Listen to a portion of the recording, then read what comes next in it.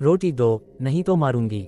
गांव काशीपुर अपनी सादगी और पुरानी कहानियों के लिए जाना जाता था, लेकिन इस गांव में एक ऐसा डरावना रहस्य छुपा हुआ था जिसे जानने की हिम्मत हर किसी में नहीं थी।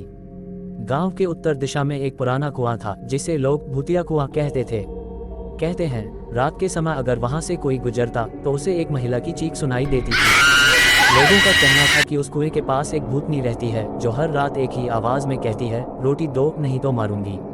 यह आवाज सुनकर गांव के लोग कांप जाते और कोई भी उस दिशा में जाने की हिम्मत नहीं करता। भूतनी की कहानी। गांव के बुजुर्गों के अनुसार कई साल पहले गांव में एक विधवा महिला रहती थी। उसका नाम सुगंधा था। उसका पति युद्ध में मारा गया था और उसकी कोई संतान नहीं थी। गरीबी और भूखमरी में उसने कई बार गांव वालों से मदद मांगी, लेकिन किसी ने उसकी सहायता नहीं की। एक दिन भूख से व्याकुल होकर वह उसी कुएं के पास बैठ गई और वहीं उसकी मौत हो गई। कहते हैं कि उसकी आत्मा को शांति नहीं मिली और वह भूतनी बनकर गांव वालों से बदला लेने लगी। भूतिया घटनाएं। गांव में अक्सर सुनाई देता कि रात को कुएं के पास कोई चीख रहा है। कई लोगों ने बताया कि उन्होंने एक सफेद साड़ी पहने महिला को कुएं के पास रोते हुए देखा। वह किसी से रोटी मांगती और जब कोई उसे नजरअंदाज करता तो उसकी चीखें और भयानक हो जाती। एक बार गांव के एक युवक राजू ने सोचा कि यह सब अंधविश्वास है। उसने अपने दोस्तों से शर्त लगाई कि वह आधी रात को उस कुएं के पास जाएगा।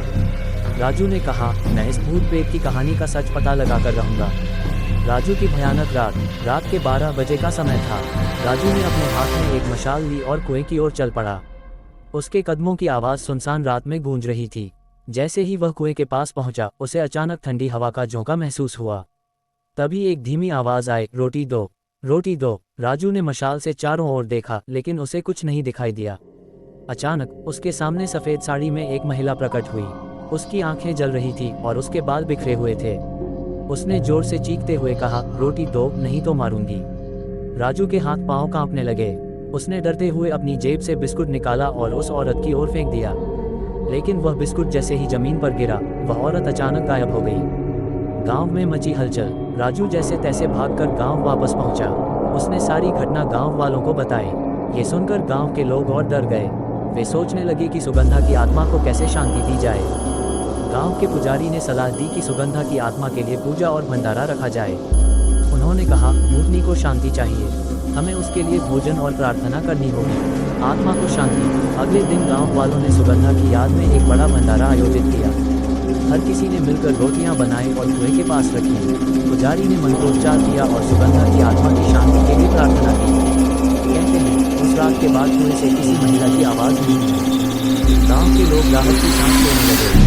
नया सबक। इस घटना के बाद गांव वालों ने ये सीखा कि किसी भी जरूरतमंद की मदद करना कितना जरूरी है। उन्होंने प्रण लिया कि अब से वे किसी भी गरीब या भूखे व्यक्ति को नजरअंदाज नहीं करेंगे।